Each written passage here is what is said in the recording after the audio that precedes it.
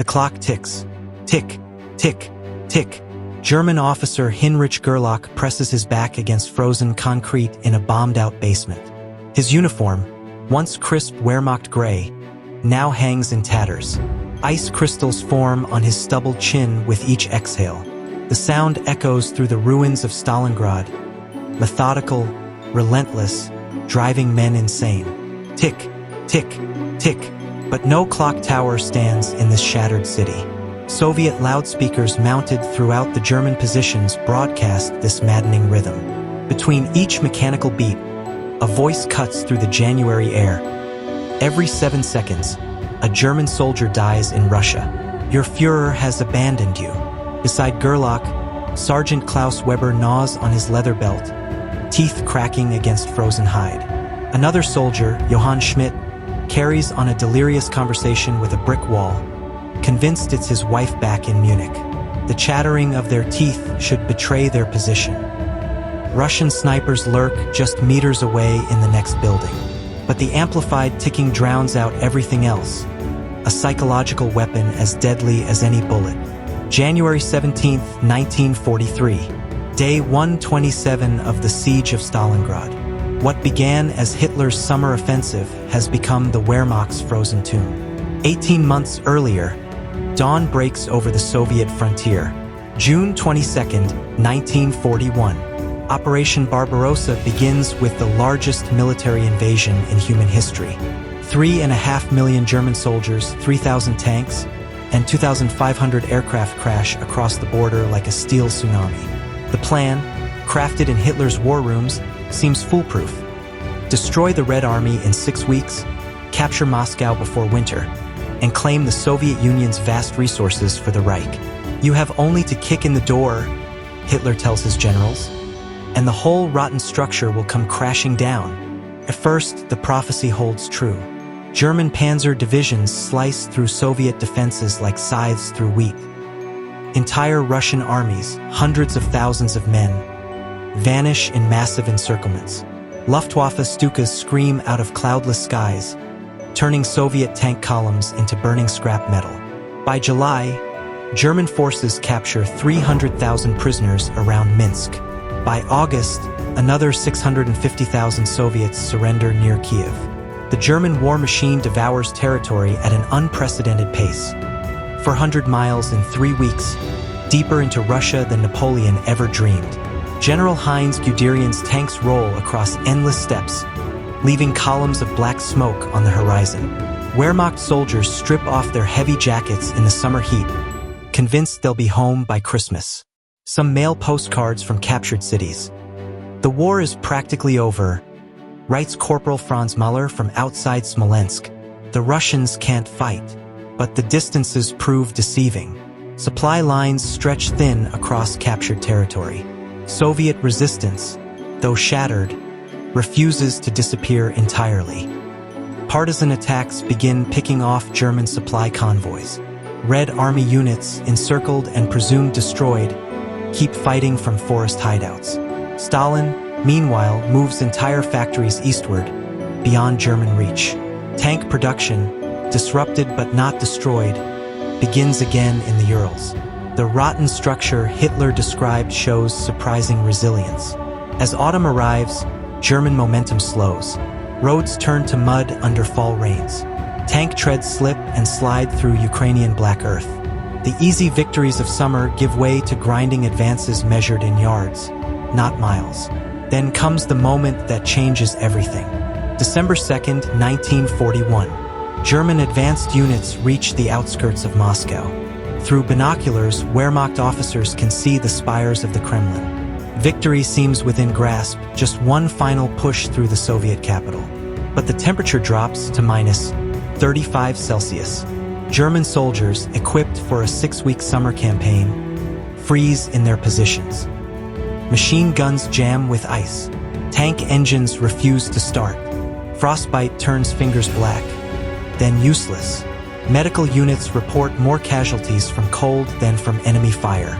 Corporal Wilhelm Hoffmann writes in his diary, "Our regiment is being bled white. The companies have been reduced to 30 to 40 men each. We've lost our heavy weapons. The cold is unbearable. No winter clothing. No fuel for the vehicles. On December 6th, General Georgy Zhukov unleashes the Red Army's winter counteroffensive. Fresh Siberian divisions, equipped for Arctic warfare, smash into the frozen German lines. Soldiers in white camouflage ski through snowdrifts, appearing like ghosts against the winter landscape. The Wehrmacht, undefeated for 2.5 years, retreats for the first time. German units fall back in chaos, abandoning tanks, artillery, and supply dumps. Some divisions lose half their strength to combat in cold. The myth of German invincibility shatters against Russian winter. Hitler rages in his East Prussian headquarters. How could the inferior Slavs defeat his master race? How could peasant soldiers outfight the world's most professional army? But rage doesn't change reality. By spring 1942, the dream of quick victory lies buried in Russian snow alongside 200,000 German dead. The war that was supposed to end in weeks will drag on for years. The question becomes, what next? April 5, 1942. Hitler's war directive reaches Army Group South. Abandon the assault on Moscow, will south toward the oil fields of the Caucasus. The logic seems sound. Cut off Soviet oil supplies, and Stalin's war machine grinds to a halt. Capture the Baku fields, and Germany solves its fuel shortage. Control the Volga River and Allied supply routes through Iran collapse. If I do not get the oil of Maykop and Grozny, Hitler declares, then I must end this war. General Friedrich Paulus receives command of the 6th Army for this crucial offensive. His force numbers 250,000 men. Veterans of the French campaign, conquerors of Yugoslavia, survivors of the brutal Russian winter. They march south through Ukrainian farmland, past burned villages and mass graves, toward their date with destiny. The German summer offensive begins June 28th. Once again, Blitzkrieg works its magic. Soviet defenders, weakened by winter fighting, crumble before the German advance. Panzer spearheads punch through enemy lines, advancing 50 miles in a single day. By July, the Wehrmacht reaches the Don River. The Caucasus oil fields shimmer on the horizon like a mirage. Victory, denied at Moscow, seems possible again in the south. But then Hitler's attention shifts to a map coordinate on the Volga Bend. A medium-sized industrial city producing trucks and tanks. Population, 400,000. Strategic value, minimal. The city's name changes everything. Stalingrad. Named for the Soviet dictator himself, the city becomes more than a military objective. It becomes a symbol. Capturing Stalin's city would deal a psychological blow to Soviet morale while boosting German prestige. On July 23rd, Hitler intervenes personally in the battle plan. Stalingrad must be taken, he orders. 4 days later, Stalin responds with Order 227, not one step back. Soviet forces caught retreating without authorization face court-martial and execution.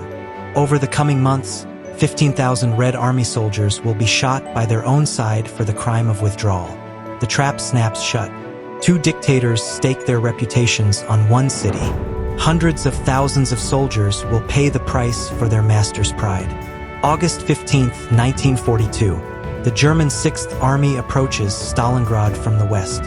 Through the summer heat haze, soldiers see the city's industrial skyline, factory smokestacks, grain elevators, apartment blocks stretching along the Volga's western bank.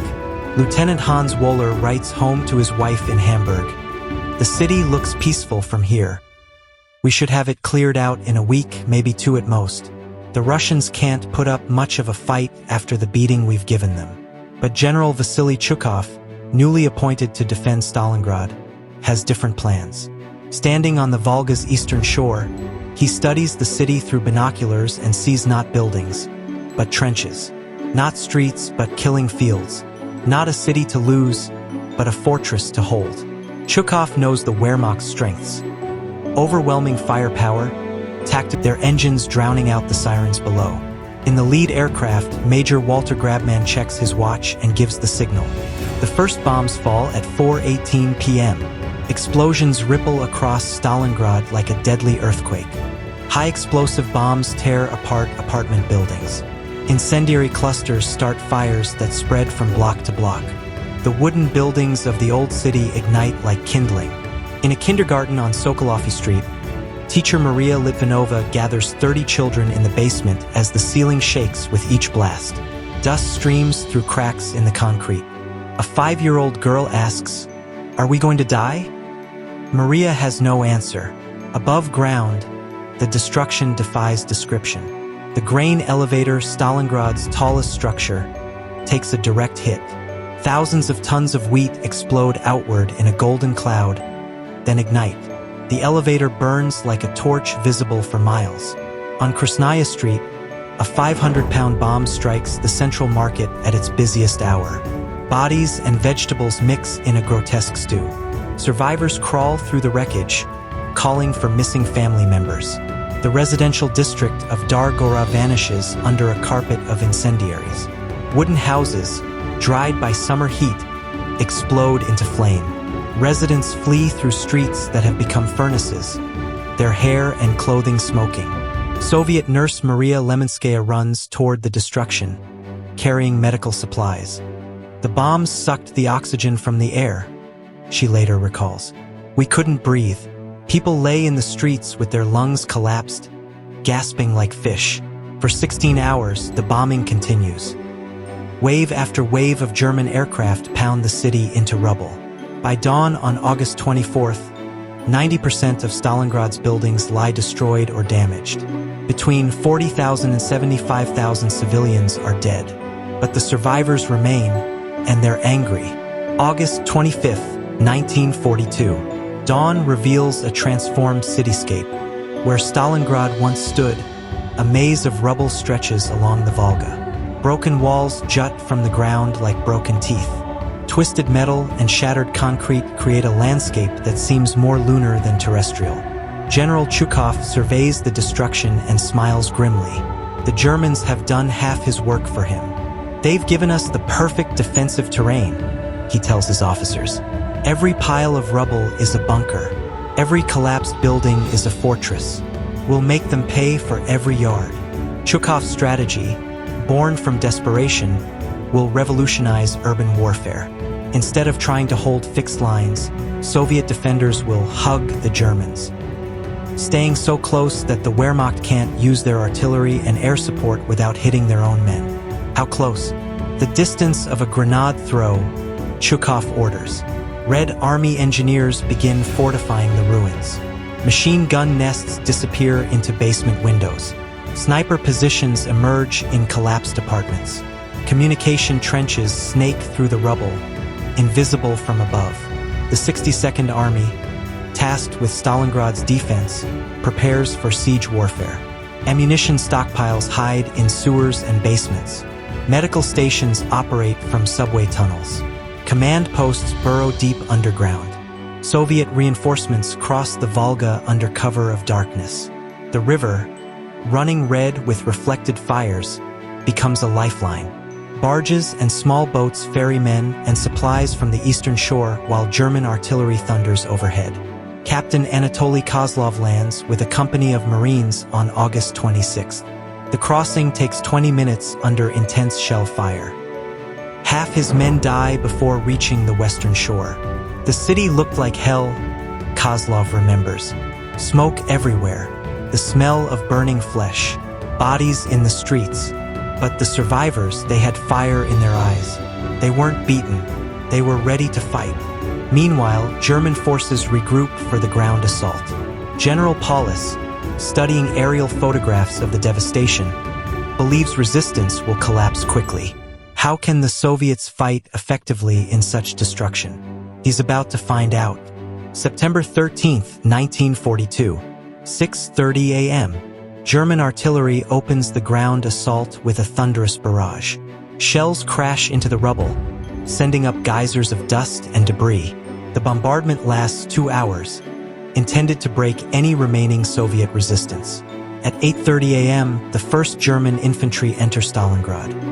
Soldiers of the 71st Infantry Division advance cautiously through the ruins, expecting to find demoralized defenders ready to surrender.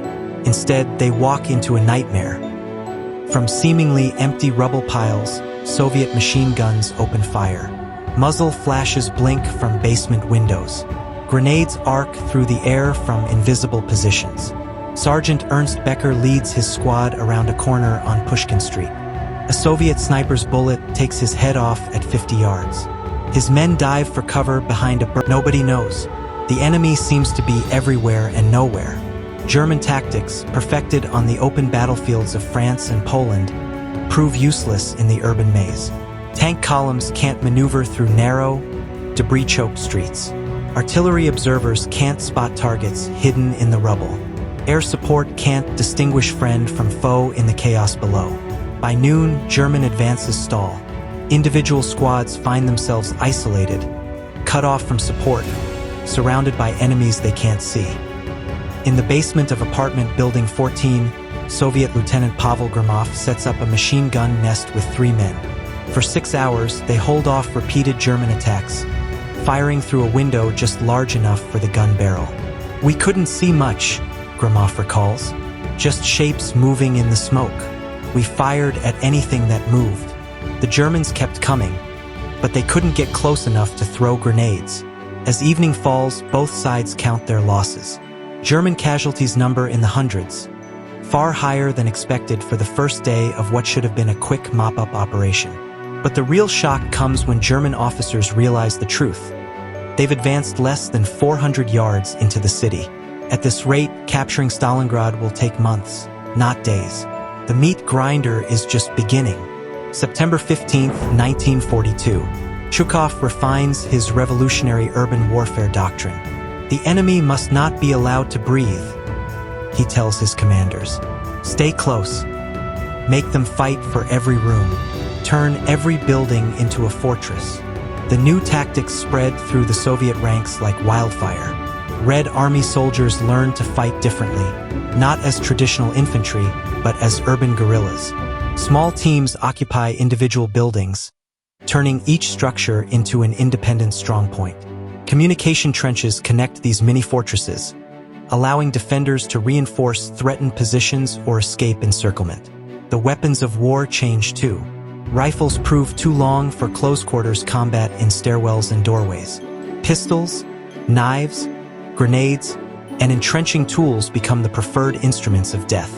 German Sergeant Hans Dohle encounters this new reality when his squad attempts to clear a 5-story apartment building. "We kicked in the door on the ground floor," he writes in his diary. "Empty. We went upstairs.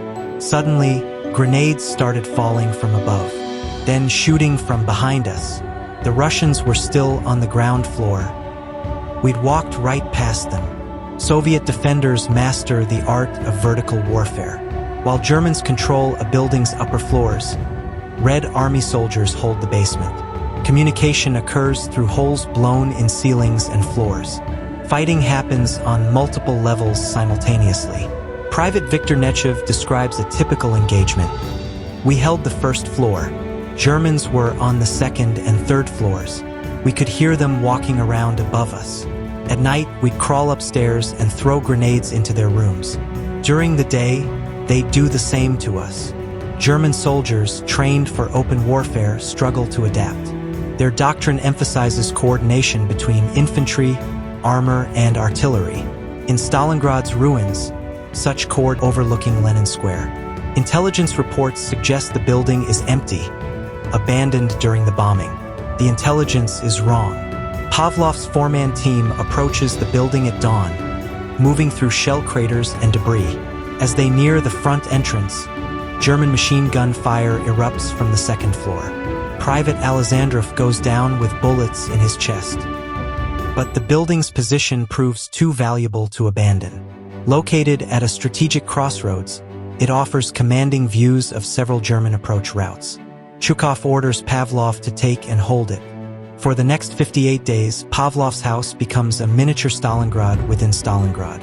Pavlov's force grows to 30 men, Red Army infantry, a machine gun crew, anti-tank specialists, and a sniper. They fortify the building with the creativity of urban warfare pioneers. Windows become firing ports, reinforced with steel plates salvaged from destroyed tanks. The basement transforms into a command post and field hospital. Mines and booby traps protect approach routes. Communication with Soviet headquarters relies on a telephone line strung through the sewers.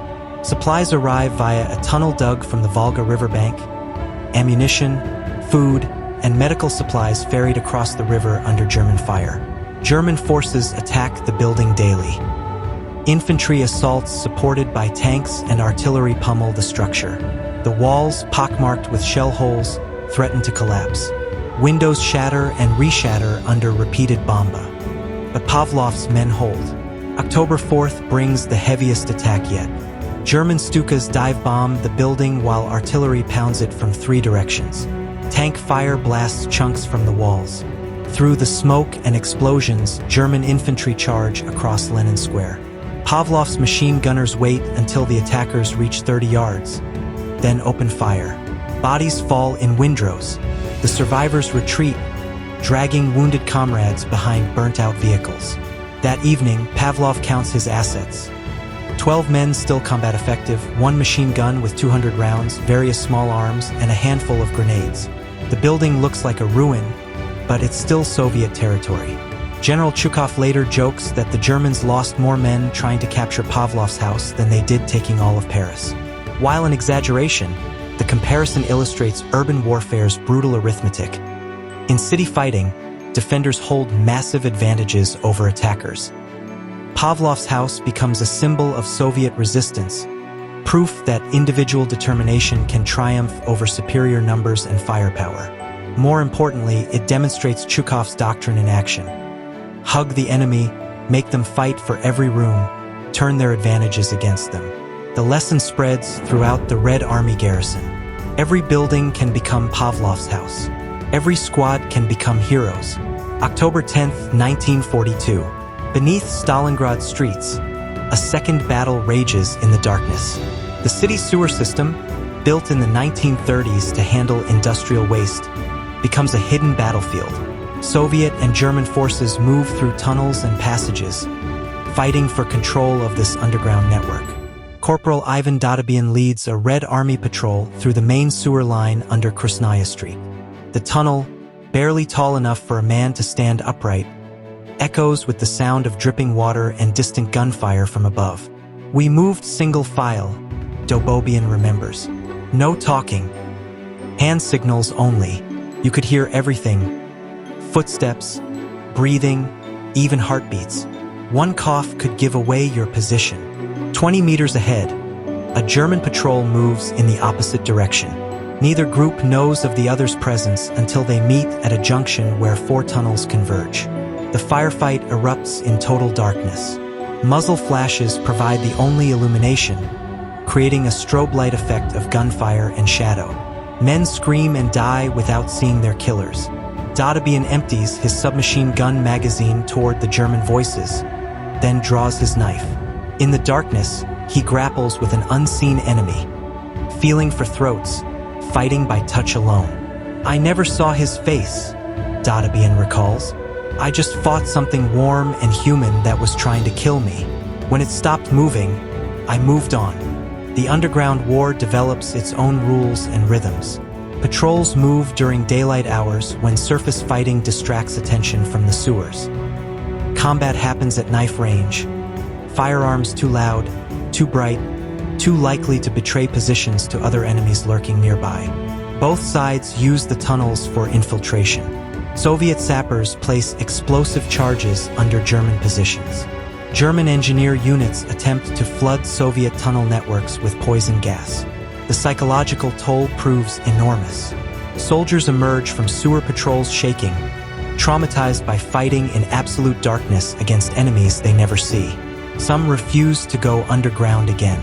Others volunteer repeatedly, claiming surface warfare seems peaceful by comparison. German Lieutenant Klaus Weber leads a tunnel-clearing operation in mid-October. His 10-man squad enters the sewer system beneath the factory district, tasked with destroying Soviet ammunition depots reportedly hidden underground. They find the depot but also find it defended. A booby trap explosion kills 2 Germans instantly. Soviet defenders, alerted by the blast, converge from multiple directions. Weber's squad finds itself surrounded in a circular tunnel junction with enemies closing from all sides. "We could hear them coming," Weber writes. "Boots splashing through water, equipment rattling. They didn't try to be quiet anymore. They knew we were trapped. We fought with pistols and grenades until the ammunition ran out. Then we fought with anything we could find." Weber escapes through a drainage pipe, one of only 3 survivors from his squad. His report describes the sewers as a labyrinth of death where conventional tactics mean nothing. The underground war claims hundreds of casualties on both sides. More importantly, it demonstrates how urban warfare transforms soldiers into something new. Not traditional infantry, but urban warriors adapted to an environment their training never anticipated. October 14th, 1942, 6 a.m. General Paulus launches the largest German assault yet. Operation Hurricane, designed to capture Stalingrad's 3 massive industrial complexes: the Red October Steel Works, the Barricadi Arms Factory, and the Tractor Factory.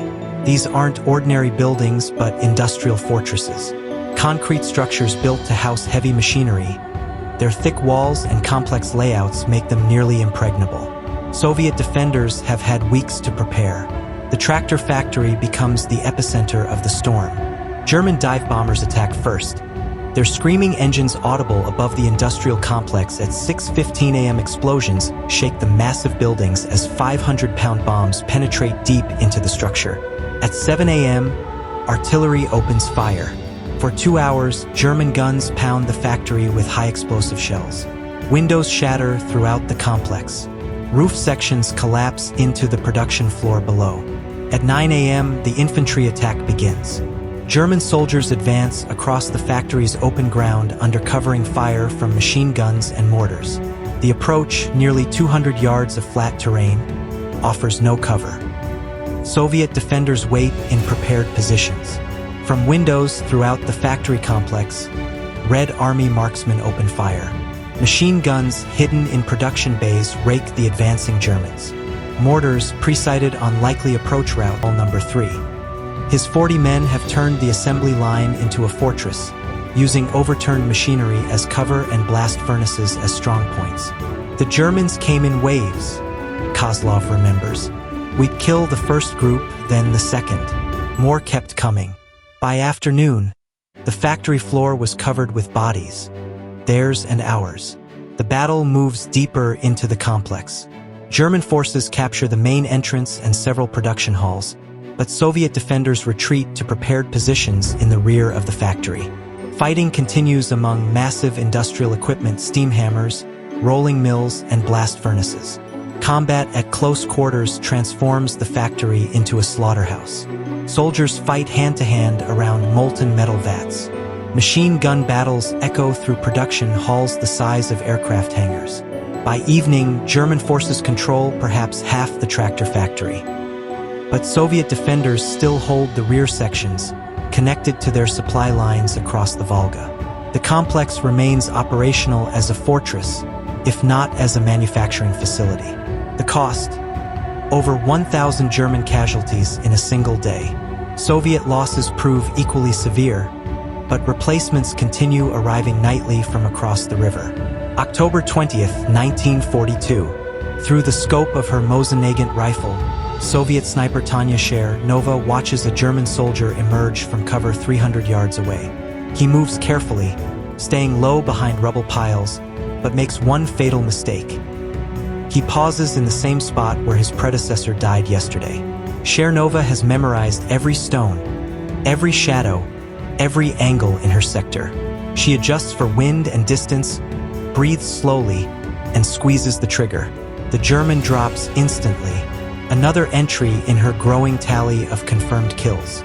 Sniping emerges as one of Stalingrad's deadliest specialties.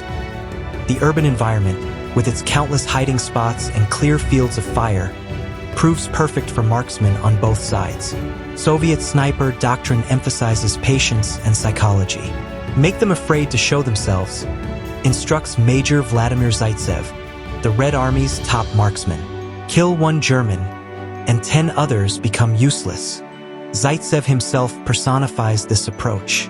Operating from concealed positions throughout the city, he accumulates over 200 confirmed kills during the siege. His reputation spreads through German ranks like a disease. Every German soldier in Stalingrad knew his name, recalls Wehrmacht Lieutenant Hans Dohle. They said he could shoot the buttons off your coat at 500 meters. Men refused to move during daylight. Some broke down completely, convinced Zaitsev was personally hunting them. German forces respond with their own sniper program. SS-Oberfuhrer Heinz Thorwald arrives in Stalingrad with orders to eliminate Zaitsev and restore German morale. The duel begins October 25th in the ruins near Red Square. Thorwald, armed with a scoped Karabiner 98K rifle, sets up in a bombed-out school building. His position offers excellent views of several Soviet-controlled blocks. He waits patiently for his famous target to appear. Zaitsev, aware that German marksmen are hunting him specifically, changes his tactics. Instead of operating alone, he works with a spotter and decoy. The team moves frequently, never using the same position twice. For 3 days, the two snipers stalk each other through the ruins. Each knows the other is present, but neither can locate his enemy precisely. The psychological pressure builds as both marksmen realize that a single mistake means death. October 28th. Dawn breaks gray and cold over Stalingrad. Zaitsev positions himself in the wreckage of a department store, his rifle trained on the school building where he suspects Thorwald hides. Through his scope, he studies every window, every shadow, every possible firing position. At 10:15 a.m., sunlight reflects off glass in a third-floor window of the school. The reflection lasts only seconds, but it's enough. Zaitsev calculates the angle, estimates the range at 400 meters, and settles into firing position. The shot echoes across the ruins. In the school building, SS-Oberfuhrer Thorwald slumps forward, killed instantly by a bullet through the head. News of the duel spreads throughout both armies. For Soviet forces, Zaitsev's victory provides a morale boost during the siege's darkest phase. For German troops, it confirms their worst fears. Even their best soldiers can't match the defenders of Stalingrad. The sniper war continues throughout the siege, claiming hundreds of casualties on both sides. More importantly, it demonstrates how urban warfare transforms soldiers into hunters, requiring skills and psychological resilience unknown in conventional combat. November 19, 1942, 2 a.m. In the darkness north of Stalingrad, Soviet rocket launchers, Stalin's organs, light up the night sky. Thousands of rockets arc through the freezing air, their red trails creating an aurora of destruction. Operation Uranus begins. For weeks, southern pincer strikes Italian and Romanian forces defending the approaches to Kalac. Like their northern comrades, these Axis allies prove unable to withstand the coordinated Soviet assault.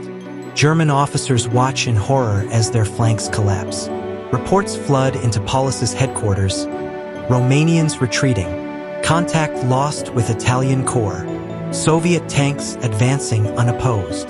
November 22nd. Advanced elements of the northern and southern Soviet forces link up at Kalac, a small town 60 kilometers west of Stalingrad. The pocket snaps shut.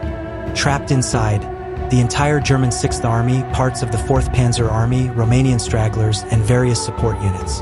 Total strength, approximately 250,000 men. The Kessel, the Cauldron, has them. Paulus immediately requests permission to attempt a breakout.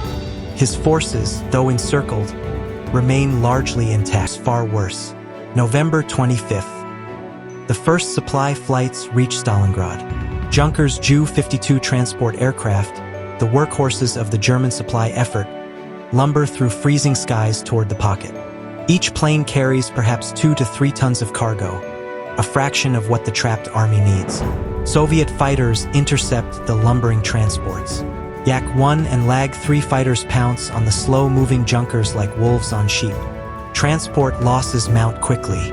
Major Hans Bauer pilots one of the supply flights on November 27th. His Ju-52, loaded with ammunition and medical supplies, flies through a gauntlet of anti-aircraft fire to reach Potomnik Airfield inside the pocket. The landing strip was cratered with shell holes, Bauer recalls. Soviet artillery had the field ranged perfectly. We had to land quickly, unload in minutes, and take off before the next barrage arrived. Ground crews, working in temperatures of -20 Celsius, unload cargo with frostbitten hands. Many supplies freeze solid. Can goods crack open? Medical morphine becomes useless ice. The airlift's inadequacy becomes apparent within days. Instead of 500 tons daily, flights deliver perhaps 100 to 150 tons on good days.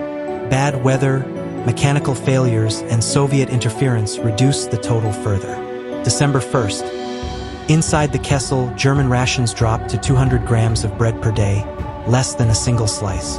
Hunger becomes a constant companion. Corporal Wilhelm Hoffmann writes in his diary, "The horses died first, then we ate the horses. Now we're eating leather, belts, boots, anything we can chew. Some men have started eyeing the dead with a look I don't like." Paulus repeatedly requests permission to attempt a breakout while his forces retain some combat effectiveness. Each request receives the same response: hold position, continue resistance. December 12th. Field Marshal Erich von Manstein launches Operation Winterstorm, an attempt to relieve the 6th Army from outside the pocket. The 4th Panzer Army, reinforced with elite units, attacks northward towards Stalingrad. For 6 days, German forces advance against fierce Soviet resistance, reaching within 30 miles of the pocket. But Soviet reserves, rushed from other fronts, contain the German relief effort. By December 23rd, winter storm stalls. Manstein's forces retreat, abandoning the 6th Army to its fate. The airlift continues, but increasingly ineffectively. Soviet forces capture Potomnik airfield on January 16th, forcing flights to use smaller, more distant strips. Supply deliveries dwindle to almost nothing. December 25th, 1942. Christmas in the Kessel brings no joy. German soldiers huddle in basements and bombed-out buildings, burning furniture for warmth. The temperature has dropped to -30 Celsius. Frostbite claims more casualties than Soviet bullets. Captain Klaus Weber leads what remains of his company, 12 men from an original strength of 120. They occupy a partially collapsed apartment building, sharing one room for warmth. "We took turns sleeping," Weber remembers. 2 men would stay awake to keep the fire going. If the fire died, we'd all freeze. Some nights, men didn't wake up from their sleep shift. Medical supplies have virtually disappeared. German medic Hans Dibbert operates without anesthesia, using vodka found in Russian houses to sterilize wounds. Gangrene spreads through injuries that would be minor in normal circumstances. "The wounded screamed during operations," Dibbert recalls. "Then they'd pass out from pain. Sometimes they'd die from shock. We saved who we could, but mostly we just watched men die slowly." Food becomes an obsession. Soldiers search through rubble for anything edible. Scraps of bread, potato peels, even wallpaper paste mixed with water. Some units resort to cannibalism, though officers try to prevent word from spreading. Sergeant Ernst Becker discovers 2 of his men cutting meat from a frozen corpse behind their position. "They looked at me with empty eyes," he writes. "No scham, no guilt. Just hunger. I should have stopped them, but I was hungry too." Typhus and dysentery spread through the crowded shelters. Men too weak to leave their positions relieve themselves where they sleep. The stench becomes unbearable, but there's no choice. Movement outside during daylight means death from Soviet snipers. Mental breakdown becomes common. Some soldiers suffer complete psychotic breaks, convinced they're back home in Germany. Others become catatonic, staring at walls without responding to orders or threats. Lieutenant Hans Wohler finds one of his men, Private Schmidt, conducting an animated conversation with a brick wall. Schmidt believes he's talking to his wife in Munich, describing imaginary family dinners and warm beds. "The mind protects itself," reflects German medic Dibbert. When reality becomes unbearable, some men just leave it behind. January 8, 1943. Soviet forces offer surrender terms. Lay down arms, and surviving soldiers will receive food and medical care. Paulus rejects the offer. Hitler's orders remain unchanged. Fight to the last man. But fighting requires ammunition, and ammunition requires supply flights. The airlift has become a trickle, then a memory. German positions run out of small arms rounds, forcing soldiers to scavenge from the dead. Some units resort to cold steel, bayonets, knives, entrenching tools. Others simply wait in their positions for Soviet attackers to arrive, lacking the strength or weapons to resist. January 10, 1943, 8 a.m. Soviet artillery opens the final assault with a barrage that shakes the ground for miles. 7,000 guns and rocket launchers pour fire into the shrinking German pocket. Operation Ring begins. The systematic destruction of the Sixth Army. General Rokossovsky's dawn front attacks from multiple directions, compressing the German perimeter like a closing fist. Soviet forces, well supplied and equipped for winter warfare, advance against defenders who can barely stand. The German line collapses in hours rather than days. Units that have held positions for months simply cease to exist. Some surrender en masse. Others dissolve as soldiers wander away individually, seeking shelter and warmth. Potomnik Airfield, the last major German stronghold outside Stalingrad proper, falls on January 16th. The final supply flights have ended. No more ammunition will reach the defenders. No more medical supplies will arrive for the wounded. In his bunker beneath Stalingrad, General Paulus realizes the end has come. His army exists in name only, scattered groups of starving, freezing men armed with useless weapons, hiding in ruins throughout the city. January 30th. Hitler promotes Paulus to Field Marshal in a mocking gesture. No German Field Marshal has ever surrendered in the nation's history. The promotion carries an implicit order: die fighting or die by your own hand. Paulus's response comes in a radio message to Hitler's headquarters. I have no intention of shooting myself for that Bavarian corporal. The final Soviet assault begins at dawn on January 31st. Red Army soldiers advance through the ruins, finding German positions abandoned or occupied by men too weak to fight. Some defenders wave white flags, torn bedsheets, pieces of paper, anything to signal surrender. Others resist to the end. Machine gun nests continue firing until Soviet infantry storm their positions. Individual snipers pick off attackers until their ammunition runs out, then wait for death with empty rifles. At 7:35 a.m., Soviet troops reach Paulus's command bunker in the basement of the Univermag department store. The newly promoted field marshal sits in silence, unshaven and expressionless, surrounded by his exhausted staff. General Ivan Laskin accepts the surrender. Paulus looked like a living corpse, Laskin later recalls. Pale, broken, defeated. He didn't even stand when we entered. With Paulus's surrender, organized resistance ends. Scattered German units continue fighting for another day, but the outcome is inevitable. The Battle of Stalingrad is over. February 2nd, 1943. Silence settles over Stalingrad. The last gunshot echoes through the ruins, then fades into memory. Soviet soldiers emerge from basements and rubble piles, hardly believing the nightmare has ended. German survivors shuffle into captivity, hollow-eyed ghosts of the army that entered the city 5 months earlier. The statistics tell a story of unprecedented carnage.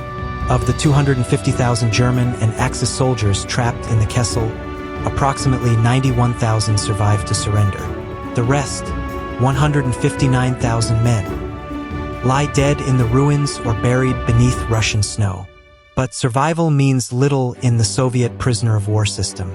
Weakened by months of starvation and exposure, German POWs prove unable to survive the brutal conditions of Soviet camps. Of the 91,000 men who surrender, fewer than 5,000 will ever see Germany again. Soviet casualties prove equally staggering. Estimates range from 250,000 to 300,000 Red Army dead, with hundreds of thousands more wounded. Entire divisions cease to exist. The price of victory fills mass graves throughout the region. For Stalin, the cost matters less than the result.